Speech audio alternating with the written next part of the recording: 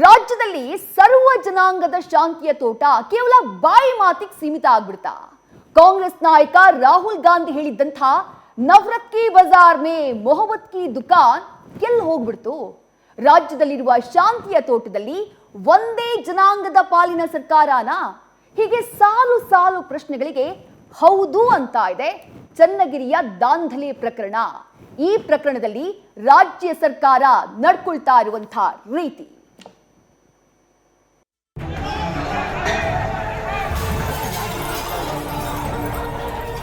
ಇವೆಲ್ಲ ಆಗ ಸಹಜ ಪ್ರಕ್ರಿಯೆ. ಅಂಥದ್ದೇನು ಉದ್ದೇಶಪೂರ್ವಕವಾಗಿ ಯಾರು ಏನು ಮಾಡಿಲ್ಲ, ಸಹಜ ಪ್ರಕ್ರಿಯೆ ಆಗಿದೆ ಅಷ್ಟೇ.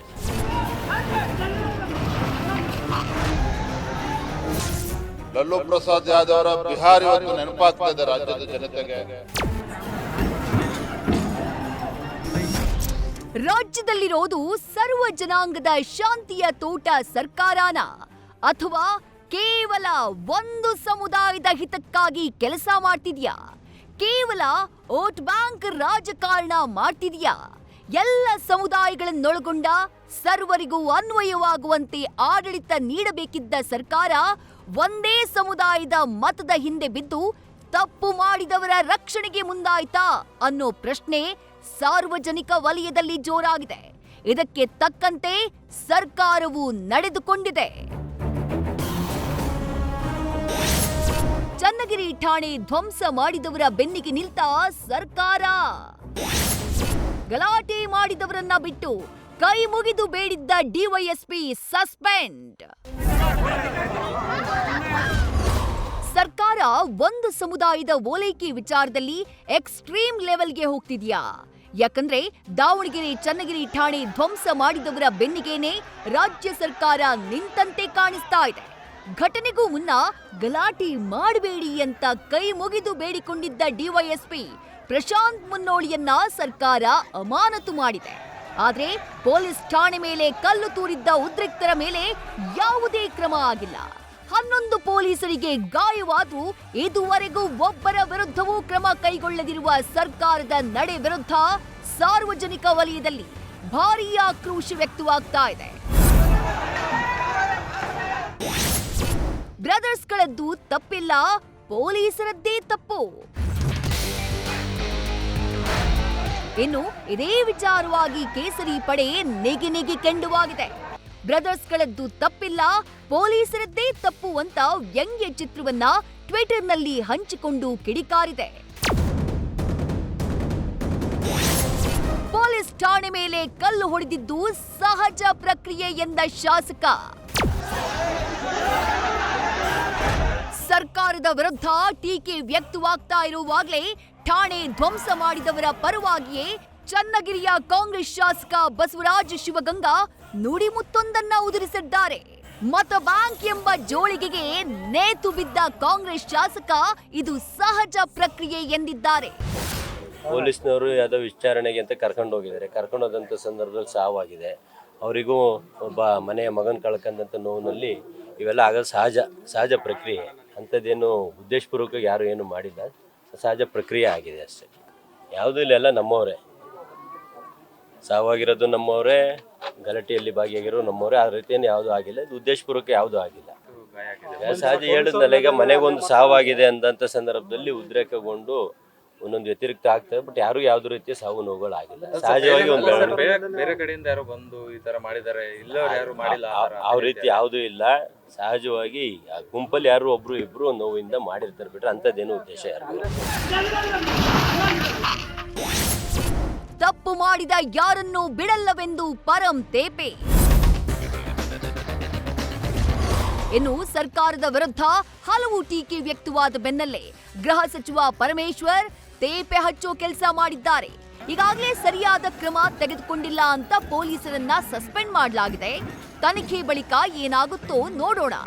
ಕಾನೂನು ಕೈಗೆ ತೆಗೆದುಕೊಂಡವರು ಯಾರೇ ಆಗಿದ್ರೂ ಕ್ರಮ ಆಗುತ್ತೆ ಅಂತ ಹೇಳಿದ್ದಾರೆ. ಇನ್ಸ್ಪೆಕ್ಟರ್ನ ಮತ್ತು ಡಿವೈಎಸ್ಪಿನ ಈಗಾಗಲೇ ಸಸ್ಪೆಂಡ್ ಮಾಡಿದ್ದಾರೆ. ಪೊಲೀಸ್ನವರು ಅಲ್ಲಿ ಸರಿಯಾದ ರೀತಿಯಲ್ಲಿ ಕ್ರಮ ತಗೊಳ್ಳಿಲ್ಲ ಅಂತ ಹೇಳಿ ನಿರ್ಲಕ್ಷ್ಯ ತೋರಿಸಿದ್ದಾರೆ ಅಂತೇಳಿ ಡಿವೈಎಸ್ಪಿಗೂ ಇನ್ಸ್ಪೆಕ್ಟರ್ಗೂ ಮಾಡಿ ತನಿಖೆ ಆರ್ಡರ್ ಮಾಡಿದ್ದೇವೆ. ಈಗ ಶಾಸಕರೇ ಹೋಗಿ ಪೊಲೀಸ್ ಸ್ಟೇಷನ್ನಿಗೆ ಒಳಗಡೆ ಹೋಗಿ ನುಗ್ಗಿ ಗಲಾಟೆ ಮಾಡ್ತಾರೆ, ಪೊಲೀಸ್ನವ್ರ ಮೇಲೆ ದಾಂಧಲೆ ಮಾಡ್ತಾರೆ. ಈ ರೀತಿ ಆಗೋದಾದರೆ ಸಮಾಜದಲ್ಲಿ ಶಾಂತಿ ಹೇಗಿರುತ್ತೆ? ಅದಕ್ಕೆ ನಾವು ಕಾನೂನನ್ನು ಯಾರೂ ಕೂಡ ಕೈಗೆ ತಗೋಬಾರ್ದು, ಯಾರೇ ಆಗಿರಲಿ ಅಂತೇಳಿ ಅದು ಪದೇ ಪದೇ ಹೇಳ್ತಾ ಇರ್ತೀವಿ. ಅವ್ರು ತೊಗೊಂಡವ್ರ ಮೇಲೆ ಕ್ರಮ ತಗೊಳ್ಳೇಬೇಕು, ತೊಗೊಳ್ತೀವಿ. ಅವರು ಶಾಸಕರಾಗಲಿ, ಸಂಸದರಾಗಲಿ, ಮತ್ತಾರಾದರೂ ಆಗಲಿ. ಕರ್ನಾಟಕ ಲಾಲು ಪ್ರಸಾದ್ರ ಬಿಹಾರ ರೀತಿಯಾಗ್ತಿದೆಯಂತ ಆಕ್ರೋಶ. ಇನ್ನು ರಾಜ್ಯದಲ್ಲಿ ನಡೀತಾ ಇರುವ ಸಾಲು ಸಾಲು ಅಪರಾಧಗಳಿಂದ ಕರ್ನಾಟಕ ಲಾಲು ಪ್ರಸಾದ್ ಅವರ ಬಿಹಾರದ ರೀತಿಯಾಗ್ತಾ ಇದೆ. ರಾಜ್ಯದಲ್ಲಿ ಕಾನೂನು ವ್ಯವಸ್ಥೆ ಸಂಪೂರ್ಣ ಹಾಳಾಗಿದೆ ಅಂತ ಬಿಜೆಪಿ ರಾಜ್ಯಾಧ್ಯಕ್ಷ ವಿಜಯೇಂದ್ರ ಕಿಡಿಕಾರಿದ್ದಾರೆ. ಇದಕ್ಕೆ ಗೃಹ ಸಚಿವ ಪರಂ ತಿರುಗೇಟನ್ನ ಕೊಟ್ಟಿದ್ದಾರೆ.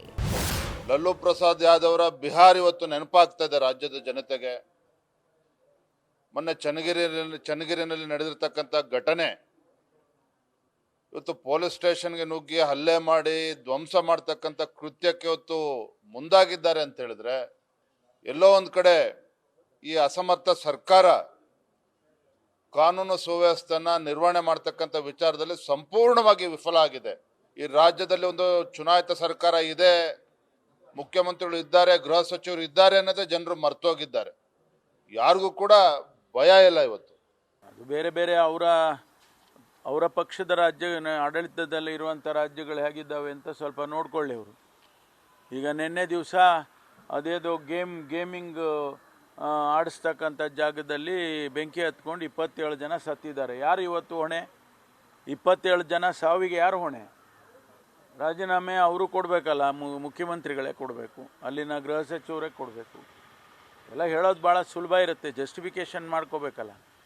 ನಾವು ಯಾವುದೇ ಕಾರಣಕ್ಕೂ ಕೂಡ ಕಾನೂನು ಸುವ್ಯವಸ್ಥೆಯನ್ನು ಹಾಳಾಗಕ್ಕೆ ಬಿಡೋದಿಲ್ಲ. ಒಟ್ಟಾರೆ ರಾಜ್ಯದಲ್ಲಿ ಆಡಳಿತ ನಡೆಸುವ ಸರ್ಕಾರ ಸರ್ವರನ್ನು ಸಮಾನ ತಕ್ಕಡಿಯಲ್ಲಿ ಹಾಕಿ ತೂಗಬೇಕು.